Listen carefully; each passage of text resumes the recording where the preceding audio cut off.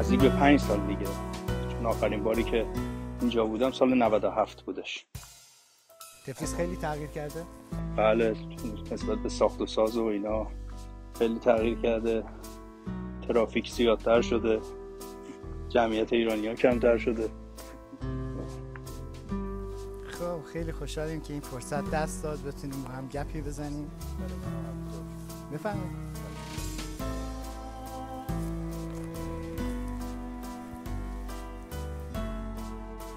عزیز جان از خودت بگو، از اینکه چجوری با مسیح آشنا شدی. سال 86 بودش. من زندگیم دچار یه سری تحولات و تنش‌هایی شده بودش، تنش‌های خانوادگی شدید. همسر من گرجی بودش، چند سالی با هم اینجا زندگی کردیم.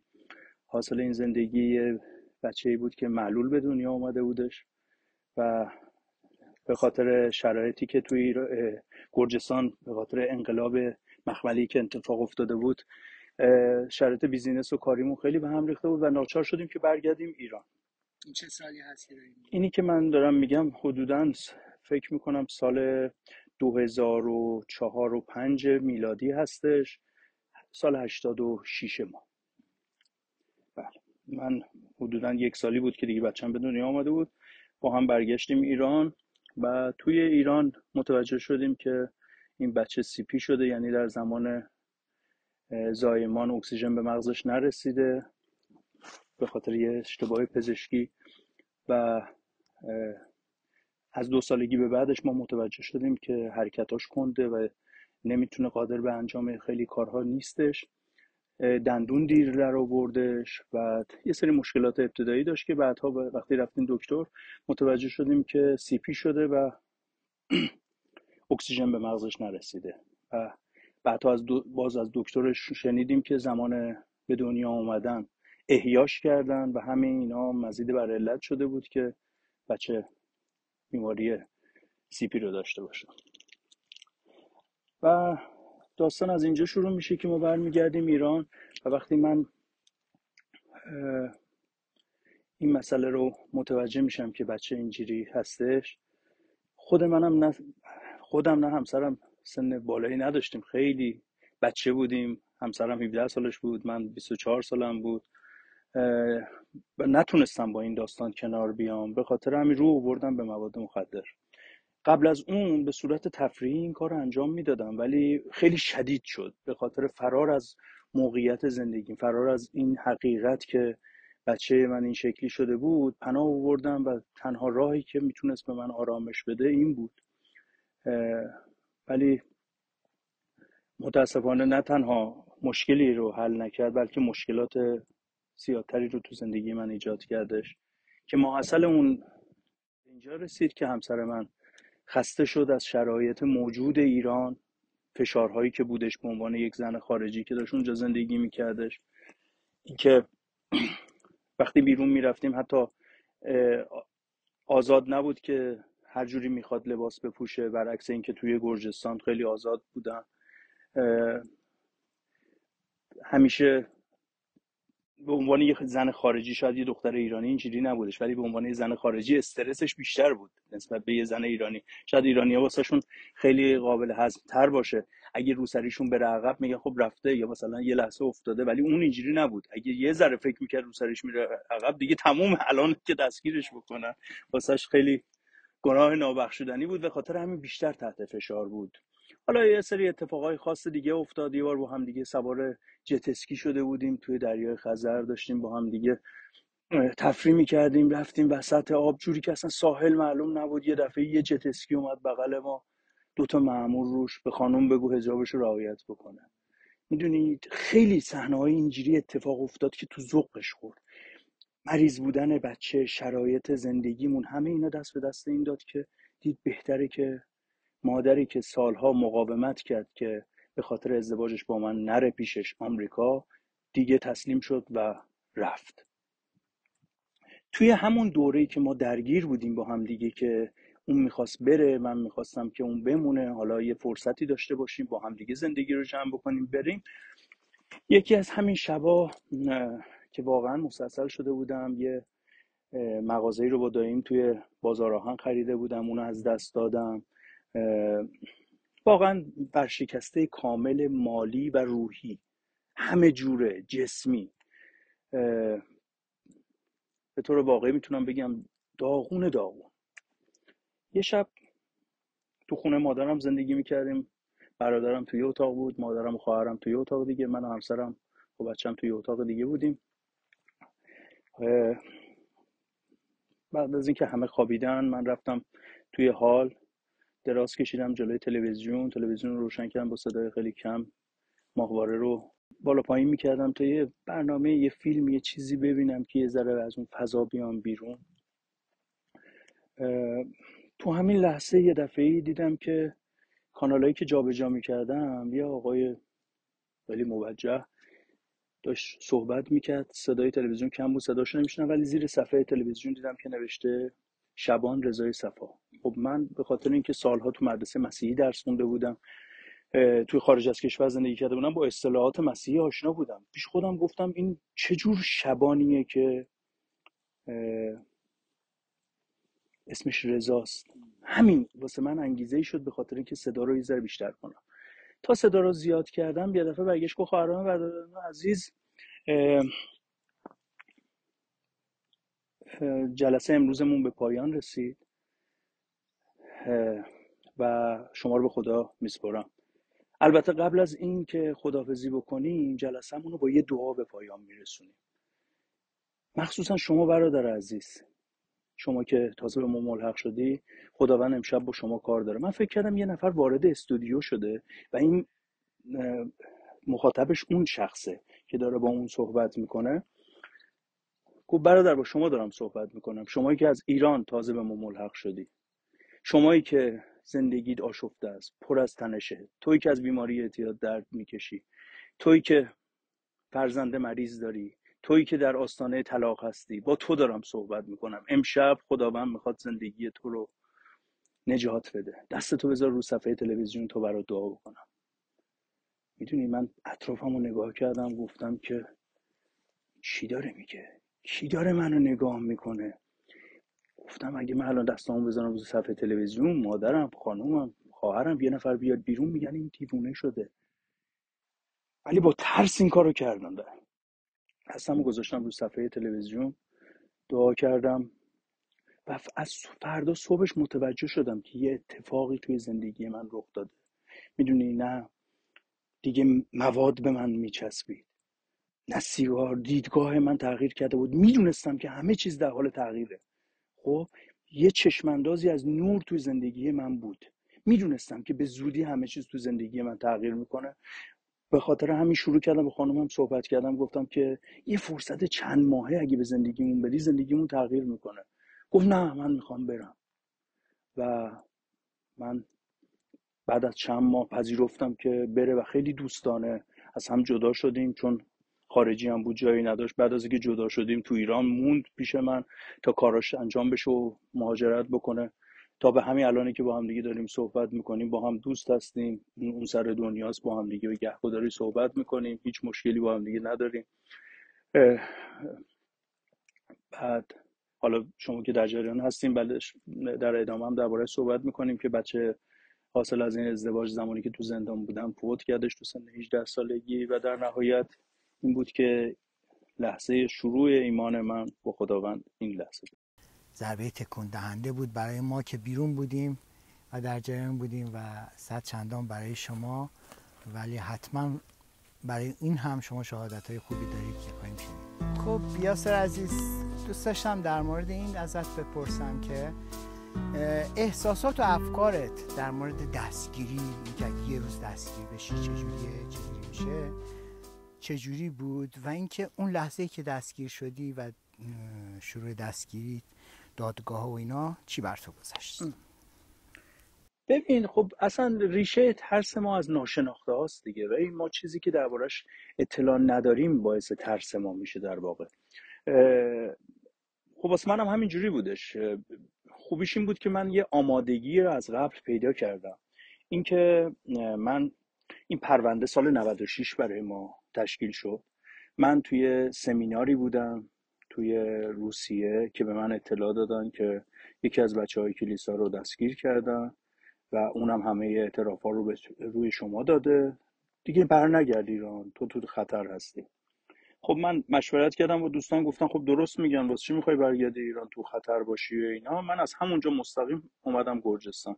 خب همین باعث این شد که من یه مقدار آمادگی داشته باشم. خب حالا با تا دوستایی که خودشون جفا دیده بودن، خودشون حبس و تجربه کرده بودن، که حالا شاید دوست نداشته باشن که اسمشون رو بگم، ولی خود اونها هم خیلی کمک به من کردن اینکه من چجوری با چه چیزهایی روبرو میشم. به خاطر همین یه مقدار سبکتر کردش، یه مقدار آگاهی من نسبت به این چیزها رفتش بالاتر. ولی با همه این حال بحث دستگیری و روزهای اول بسیار ترسناک بود. خب بعد چه جور شد؟ ببین خب ترس تا کی ادامه داشت؟ بعد چه جور شد؟ خب اولی که چون بحث اعتقادی هستش، عقیدتی هستش، ما یه ریفرنسی به اسم کتاب مقدس داریم که سریعا آیات میاد واسمون و میبینیم که درست همه اینا به ما گفته شده، هیچ سورپرایزی در میون نیست. ما با همون فضایی که مسیح باش روبرو شد در واقع روبرو میشیم. خب ولی با همه این حال میتونیم درک بکنیم که به مسیح چی گذشت. خب و اینکه وقتی مورد خیانت قرار گرفت، این حسه از اون حسایی که دستگیرش کردن زدنش بدتر بود. واسه من اینجوری بود که من آمادگیشو داشتم بعد از اینکه برگشتم ایران، به خاطر اینکه شرایط اقتصادی گرجستان به هم ریخته بود، بچه‌م خیلی مریضیش حاد شده بود. دوست نداشتم که بچه پیش خودش فکر بکنه که خب حالا مادر منو گذاشته رفته، خب به خاطر این ناتوانیایی که داشتم، پدرم هم منو ترک کرده، خب چرا من باید فراری باشم اصلا؟ مگه من چیکار کردم که بخوام سالها دور باشم از کشور خودم؟ برگشتم و پاسپورت منو گرفتن توی فرودگاه. من خودم رفتم دادسرای 33 مقدس اوین که دادسرای امنیتی ها بودش. چند بار درخواست دادم که پاسپورت منو بدین یا اینکه مشخص بکنین که من واسه چی باید ممنوع خروج باشم. ولی یکی دو ماه جوابی به من نمیدادن و بلا تکلیف من نگه داشتن. ببین آمادگی ذهنی حدوداً بود. صبح اون روزم به من زنگ زدن که کجا هستی. من میخواستم برم لاله‌زار، کار داشتم. گفتم که من دارم میرم بازار، نیستم. با یه شماره ناشناس نو نامبر زنگ زده بودن در واقع. بعد گفتن ما میخوایم بهت اظهاریه دادگاه بدیم. گفتم خب بذارین دم خونه مادرم، بدین به همسایه‌ام. برگشت کن نباید خودت بدی. خب معلوم بود به هر حال کسی که یک بارم توی ایران دادگاه رو تجربه کرده باشه میدونه که اظهاریه احتیاج نداره که حتما به دست خودش بده. وقتی این حرفو دارن میزنن که یعنی میخوایم دستگیرت بکنیم. به خاطر همین زنگ زدم به برادرم، گفتم احتمالاً امروز دستگیرم میکنن. خودم هم آماده بودم، یعنی با این آمادگی از بیرون اومدم خونه مادرم. 10 دقیقه نشسته بودم که اینا زنگ زدن، من رفتم پایین. ولی اینکه یک دفعه‌ای میدونی با چه چیزی مواجه میشی، خب این یه ذره شوکه که یه دفعه‌ای مثلا 6 نفر بریزن روی سر تو با اسلحه و شوکر و تهدید و فلان و داد و بیداد و اینا. جز این که تو یاد این میافتی که اون شب تو باغ جتیسمانی چه جوری ریختن رو سر مسیح که میگفت آقا مگه دزد و قاتل گرفتین؟ من هر روزه میون شما بودم. این حرفو اتفاقا برادرم هم وقتی رسید بهشون گفت مگه دزد و قاتل گرفتین که اینجوری دارین باهاش برخورد میکنه؟ دستمند رو از پشت بزن، داد بیداد فلان، برو تو بشین. اینا یه ذره میدونی تو رو میبره توی شوک، توی اینکه وارد اون فضای چشمند و سلول انفرادی و خب کارت عکس شدن تو، میدونی این فضاها چون ناآشنا هستش یه مقدار چیز هستش. مخصوصا این که به قول خودشون اون 48 ساعت طلایی که برای بازجویی دارن که میگن که تو این 48 ساعت خیلی راحت میشه اعتراف گرفته چون طرف تو شوک هستش و اینا. خیلی واقعا چیز هستش، میشه گفتش نه تا 5 روز اول واقعا شرایط خیلی سخت هستش. روزی 3 دفعه بازجویی، بعضی موقع 2 دفعه، بعضی موقع 1 دفعه. ولی مثلا بازجویی‌های فشرده 3-4 نفر پشت حرف میزنن تو کنج دیوار میشوننت. بعد یکی درباره ورزش میپرسی، یکی درباره گرجستان میپرسی، یکی درباره ایمان هم میپرسید. اصلا سوالای پخش و پلا که اصلا نمیفهمیدی، ذهنتو منحرف میکردن. این گیجی و گنگیه. بعد میدونی یه حالتی به آدم دست داده بود که بعضی موقع احساس میکردم نکنه تو غذای من یه چیزی ریختن. خب چرا من یه حالت غیر طبیعی دارم؟ میدونی اصلا من نباید حالتم این حالت باشه. خب یه حالتایی بود که واسه من اصلا چیز نبود. حالا میتونم بگم که اگر واقعا مثلا مسمومیتی چیزی نبوده باشه، مثلا تجمع کورتیزول یا هر چیز دیگه و هر هورمونی که تو بدن ترشح میکنه باعث این میشه که یه سری حسایی رو آدم تجربه میکنه که در حالت عادی هیچ موقع اینا رو تجربه نکرده. تا زمانی که از روز پنجم ششم دیگه فهمیده بودم که یه قوتی از یه جایی داره میاد. میدونی یه نیروی، یه چیزی که مثل همون حالته قابل تصور نبود. یاد کلام میفته که برمیگرده میگه وقتی شما رو نزد حاکمان میبرن نگران نباشید که چی بگین، چون اون چیزی که تو کلام شما گذاشته میشه کار من هستش. بعد دیگه از روز پنجم ششم رو روال میافتی. خب اگه اونها بازی میدن تو هم میری توی بازی، شروع میکنی چیز کردن. میخوان فکر کنن که ترسیدی، تو وانمود کن که ترسیدی. خب ولی در حقیقت دیگه اونجوری نیستش که چیز بکنی. بعد هر چقدر جلوتر میری میدونی احساس میکنی که تو نوری، اونها دارن هی شکست میخورن، هی یه سر چیز به در بسته میخورن. از روی سوالاتشون، رفتارشون اینا متوجه میشی. خب دیگه از اونجا به بعد دست به حیل ها و نقشه های مختلف میزنن که خود شما میدونی دیگه.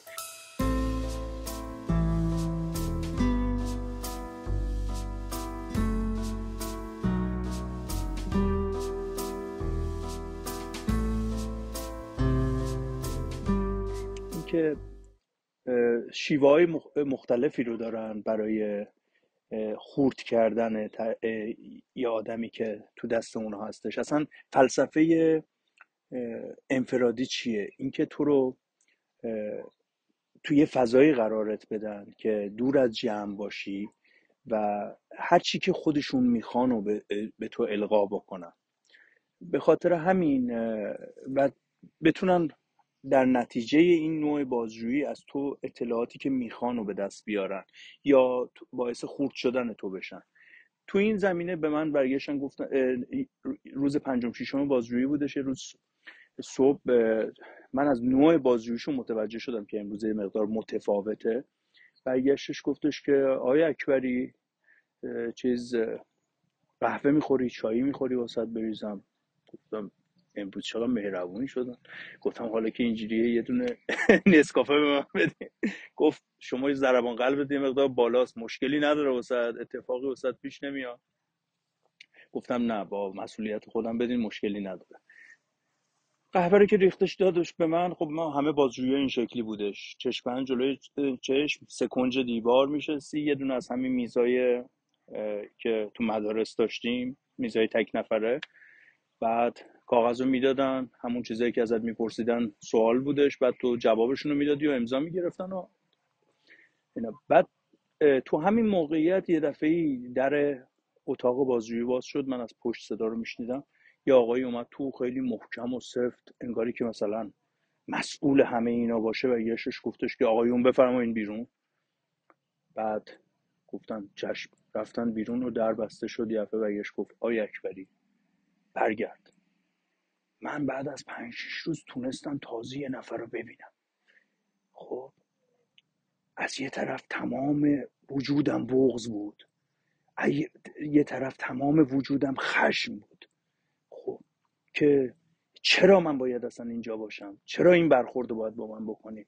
برگشتش گفتش که آقای اکبری من رستمی هستم، مسئول پرونده شما، قاضی پرونده شما. اینها اومدن قرار شما رو ابقا بکنن، تمدید بکنن. من قبول نکردم. من خودم میخواستم که با شما صحبت بکنم، ببینم که مشکل چی هستش، چرا اینا احتیاج دارن که دوباره تمدید کنن و شما رو بیشتر اینجا نگه دارن. خب چرا باشون راه نمیای پسر؟ چرا همکاری نمیکنی؟ گفتم چه همکاری من باید به اینا بکنم؟ 2 نفر بودن، آقای رستمی و یه مسئول دیگه بود که اومده بود باش، اون زیاد صحبت نمیکرد. گفتم که میدونی اینا از من چی میخوان؟ گفت چی میخوان؟ گفتم به من میگن که تماس بگیر شبانه و کشیشای روس و کشورهای دیگه رو بکش ایران، ما دیگه با تو کاری نداریم. گفت خب بکن این کارو. گفتم بکنم که بکشینشون؟ گفت مگه ما قاتلیم؟ گفتم نکردین؟ شما کشیش هایکو نکشتین؟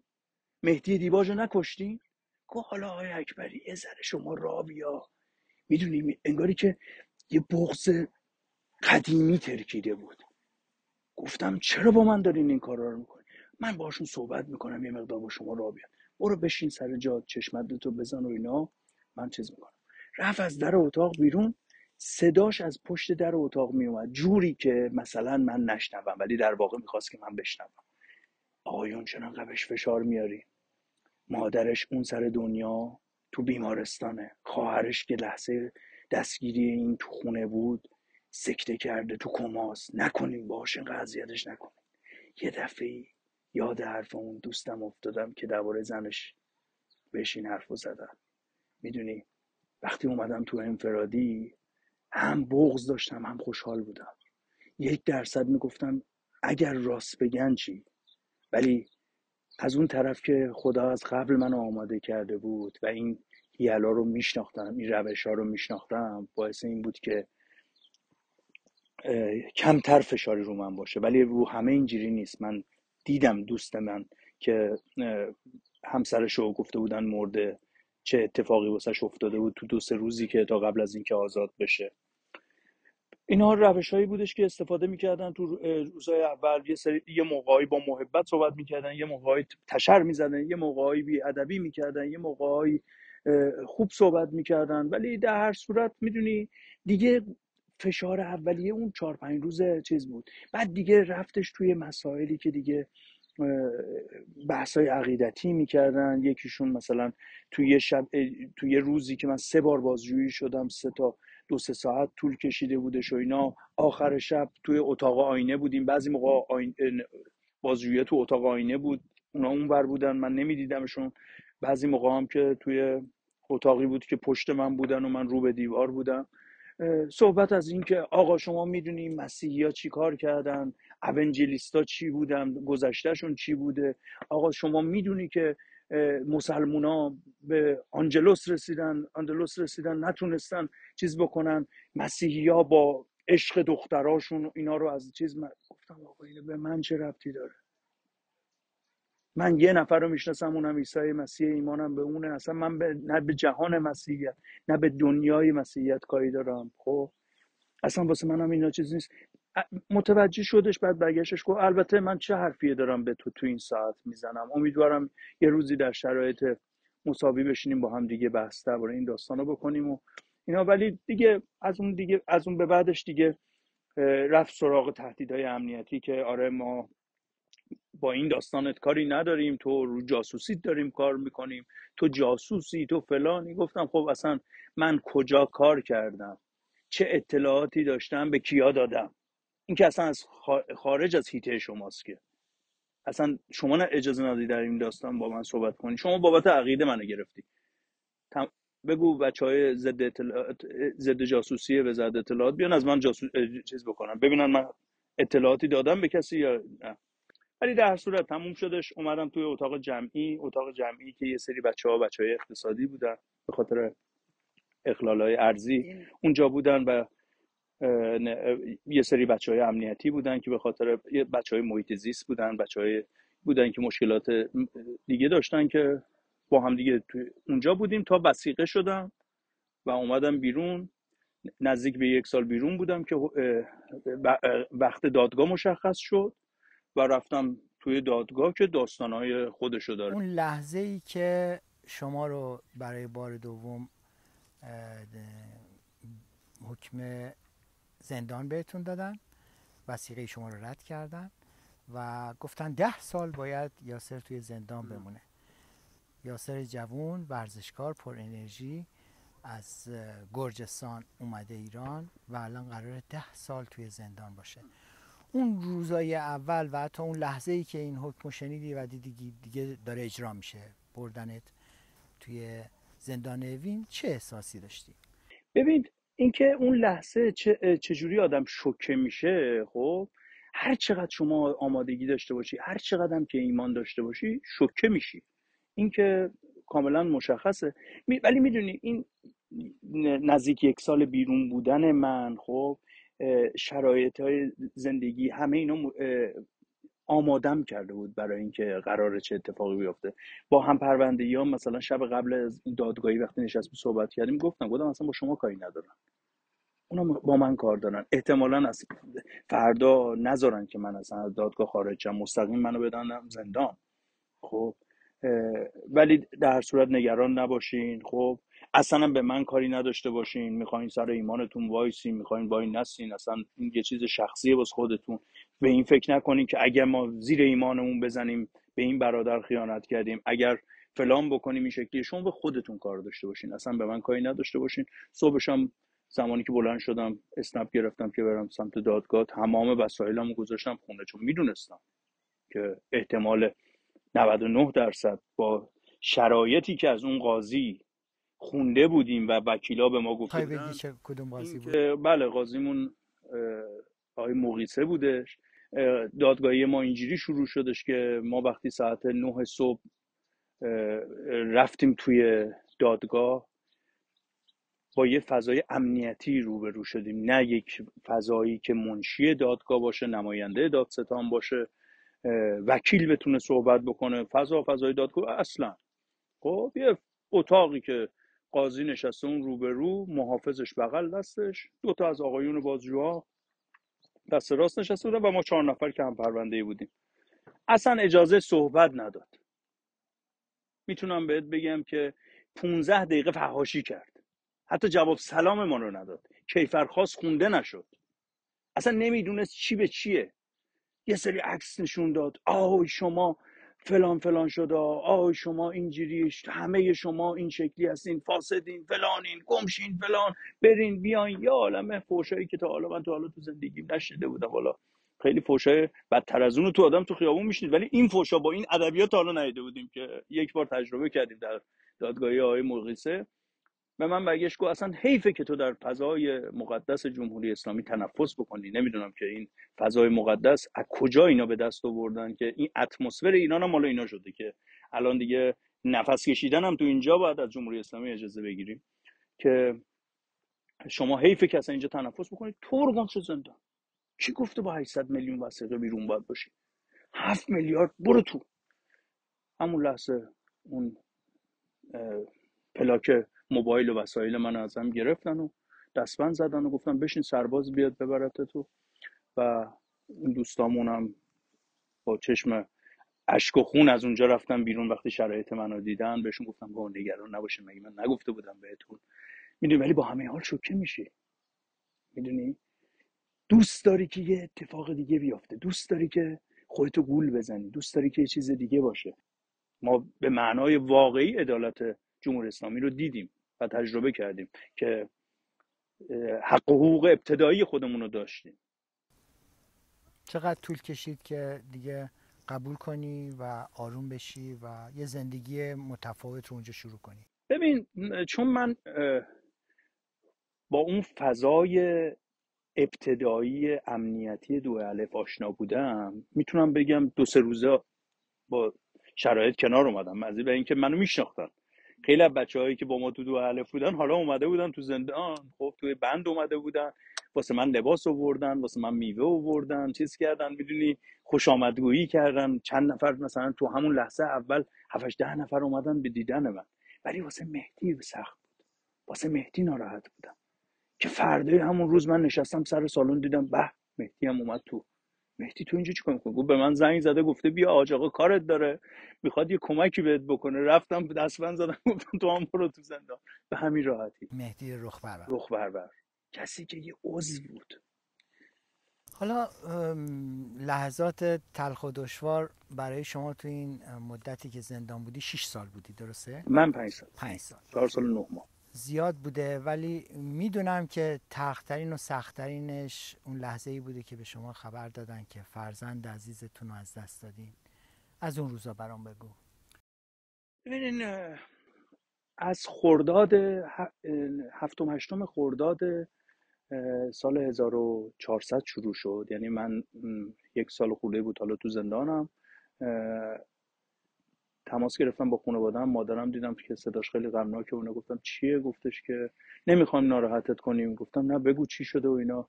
گفت امیر حالش خوب نیستش، بردیمش بیمارستان.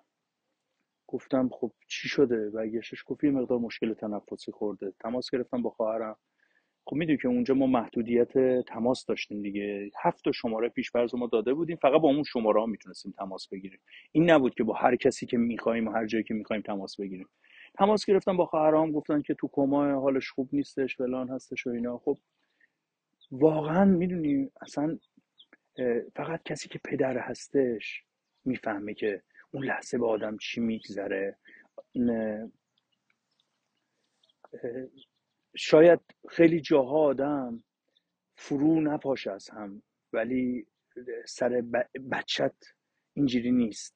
خب من فکر میکنم اگر اون شب به جای مسیح پتروس رو دستگیر کرده بودن، خیلی بیشتر میتونستن به مسیح ضربه بزنن.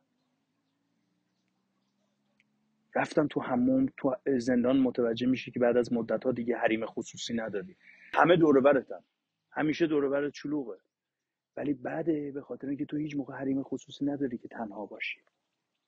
و اونجا بود که من جایی نداشتم، اتاق تنهایی نداشتم جز حموم. رفتم تو حموم، زانو زدم و شروع کردم دعا کردم. گفتم که خدایا نذار درد بکشه، من نمیخوام که بگیریش، نمیخوام که بمونه، همش دست خودته، اصلا اون بچه من نیست که بچه توه، ولی نذار درد بکشه.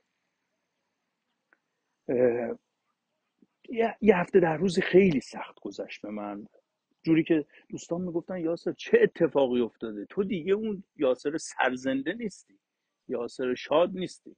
واقعا تاریخ واسه من 2 قسمت شد، قبل از اون روز توی زندان و بعدش.